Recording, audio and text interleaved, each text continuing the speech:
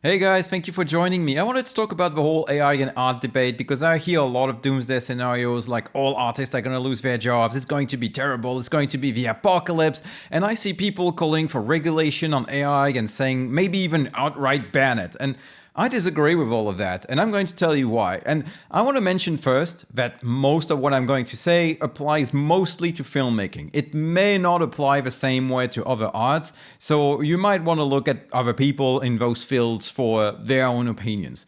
But when it comes to filmmaking, I don't believe that this is going to be a problem. And here's why. First of all, to create a scene with AI, it's not as simple as just writing a prompt and clicking on a button. Some people think it is. I can promise you it's not. Right now, it's extremely difficult to keep a consistent character from the beginning of a scene all the way to the end, and that's a really big problem if you want to make a movie. But even if it wasn't a problem, and if you could keep a consistent character from start to finish with just a simple prompt and clicking on a button, it still wouldn't be as simple as that, because for a scene to play out, you need a lot of creative decisions. You need to know what the characters are wearing, where it's happening, how it's happening, what are the props, what emotions are they displaying. All of these are human choices. The AI is not going to make those choices for you. And if it does, it's probably going to be very, very inconsistent. And at the end of the day, it's not going to be good. So the human part is, in my opinion, not going anywhere anytime soon. Even in 50 years, even in 100 years, I seriously doubt that you could just ask an AI to make an entire movie for you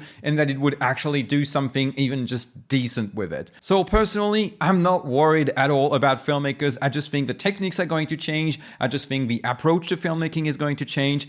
But filmmaking itself is still going to stay mostly human. Now, the second thing is, I hear a lot of people talking about the losers of this revolution. They say, oh, that person is going to lose their job. This person is going to lose their job. But guess what? There will also be winners in this revolution. And if you can't think of any, let me give you an example. Let's say you wrote a script. You wrote the new Star Wars, a movie very ambitious that's going to redefine cinema and redefine culture. You have your script, you're ready. Let's say you're American. What do? You go to LA and then you go to Hollywood and you're like, hey, why don't you produce my movie? Well, good luck with that. First of all, if you don't have any connections, it's very, very unlikely that any decent producer is ever going to read your script. And even if by some luck you still manage to get a big producer to read your script and to actually like it, guess what's going to happen? They'll be like, you know what, we don't know who you are, so we're going to give your script to someone else, someone with credentials, and they're going to rewrite half of it, they're going to completely change it, and you're probably not going to recognize your script by the end of it.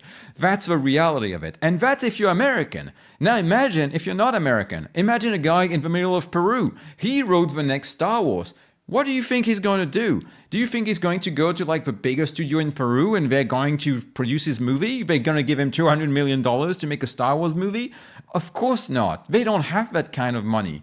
But now with AI, he could make it. He could be like, hey, you know what? I'm going to make it in my own bedroom with my own computer. Maybe he can even film some scenes with his friends in his backyard, and then he can make it look like $1 million just thanks to AI. For the first time in history, you don't need a major studio behind you to make a big movie. And this has never happened before. This is brand new. We're on the brink of an incredible revolution. Tomorrow, if you want to see a big movie, you're not going to have to look at Hollywood or Bollywood or any other major film industry. You could find incredible movies from anywhere in the world, from people you've never heard of, from people who don't have a ton of money, but who have a lot of imagination. And these people are not going to be forced to compromise on their vision. The story you're going to see on the screen, that's the story they wanted to tell, and that's how they wanted it told. No producer is going to put his big fat fingers on it and change everything and put gays in it because that's the trending thing in Hollywood right now. And who cares if it doesn't fit the story, right?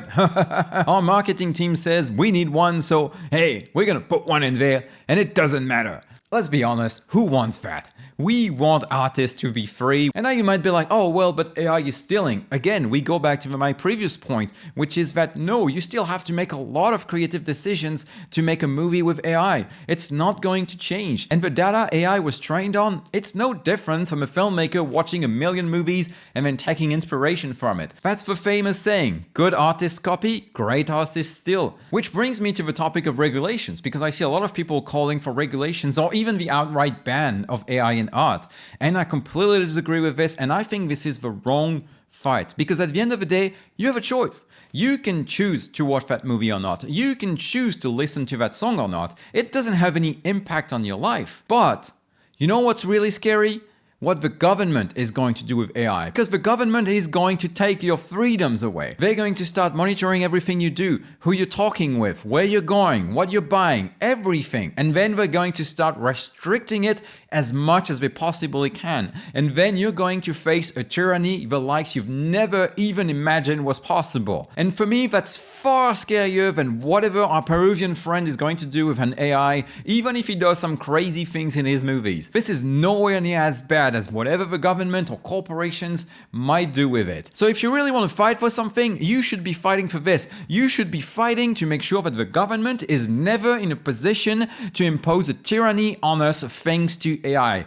That is the real problem. That is something you should be concerned about, and not about what our Peruvian friend is doing with AI in his backyard, okay? Alright, that's it for my rant today. I hope you enjoyed it. And if you disagree with me, then, leave me a comments down below with some counterpoints. I'd be happy to read them. And even if you agree with me, you know what?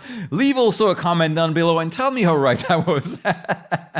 It's always pleasant. Alright, guys, I'll see you soon. Cheers.